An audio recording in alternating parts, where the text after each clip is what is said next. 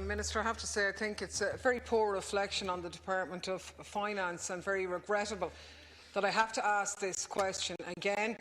I'm on the record now for almost 2 years, and you're on the record as agreeing with me that for homeowners whose properties are virtually valueless because they have pyrite, who are supposed to have an exemption to the property tax, because of the manner in which that tax has been implemented, they haven't been able to avail of it. It's something that you said you would have addressed long before now, but yet, as we speak, people in that situation are getting demands from revenue for a tax on a property that is worthless. I'm asking, why has this been buried in the overall property tax review when it was flagged, and well flagged, as something that needed independent action before now? Thank you. Minister.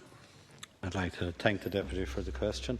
As the Deputy is aware, I have initiated a review of the operation of the local property tax earlier this year. The review was carried out by Dr Don Thornhill, who chaired the interdepartmental group on the design of a local property tax in 2012. While Dr Thornhill's current review focused mainly on the issue of property price developments, it also considered and made recommendations on a limited number of other issues relating to the efficient and effective operation of LPT. I considered it appropriate that Dr Thornhill's review included the operation of the Pyrite exemption for local property tax. It was made clear during the passage of the Finance Local Property Tax Amendment Act in 2013 that the exemption would be restricted to properties with significant pyritic damage, and that not all damaged properties could avail of the exemption. Regulations made by the Minister for the Environment, Community and Local Government in relation to testing, certification and the NSAI protocol were published in May 2013. And these restricted the LPT exemption to properties with significant pyritic damage, where such damage has been proven by the appropriate testing and subsequently certified. Before its establishment, it would have been envisaged that the Pyrite Remediation Board would have remediated those properties that would have qualified for an LPT exemption, and that the requirement to have the level of pyrite damage verified and certified would be a precondition for remediation. However, it transpired that only properties with a damage condition rating of 2 are being exempted for remediation by the PRB. Also, I understand that the PRB is not testing and certifying all properties that are being remediated. This gives rise to 2 issues. Firstly, properties with a damage condition rating of 1 with progression are not being accepted for remediation by the PRB. And secondly, not all properties that are accepted for remediation are tested and certified. A property owner who might have only a damage condition rating of 1 or 1 with progression established by a second test and who wants to claim the LPT exemption has to spend $1,500 to $2,000 on testing and certification. Properties with damage condition rating of 2 are accepted for remediation but are not eligible for the LPT exemption unless they have the required certificate. Thank you, Minister. Deputy Daly and then the Minister. Thanks, Chair. With respect, Minister, there's nothing new in your response. We actually debated these issues, and I have the transcript during an amendment I put forward in the Finance Bill last year. The problem is there was an anomaly in the drafting of the statutory instrument in the legislation, which means that for somebody to get their exemption, they're going to have to spend thousands to get an exemption of hundreds. And you're on the Dáil record as saying that that was never envisaged.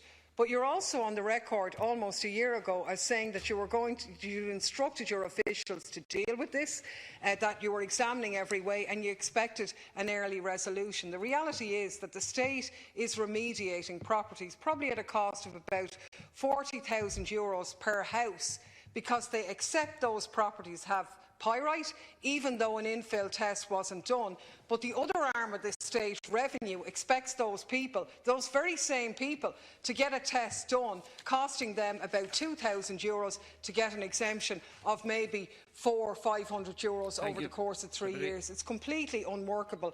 What I'm asking you is not to identify the problem. We know what that is. Is the solution any nearer than it was 2 years ago when I asked you first? Thank you. Minister.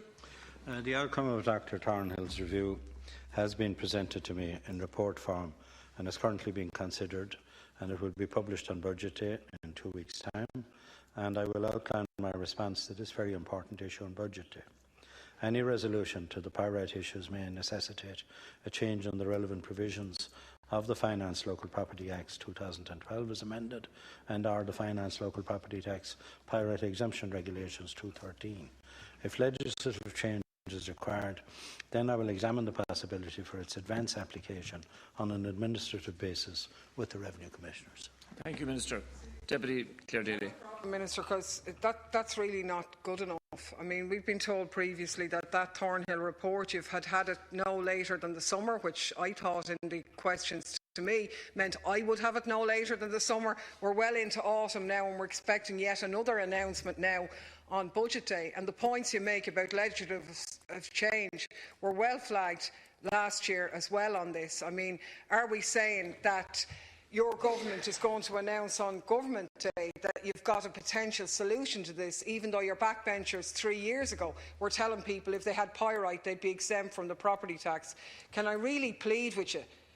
As we speak, there are homeowners who are struggling to pay their mortgages, in some instances whose houses have been accepted into the remediation scheme, who are getting harassment letters from Revenue demanding payment, being told that this money is going to be deducted from their salaries through no fault of their own, but because of the manner in which this was drafted. And to get a response now, which is almost word for word responses I was getting 20 months ago, that it may need a legislative change, it may need something else, to be honest, isn't really good enough. If it was the other way around and the homeowners owed Revenue money, I think they wouldn't be as tardy in their attitude as this issue has been dealt with. Minister, to conclude.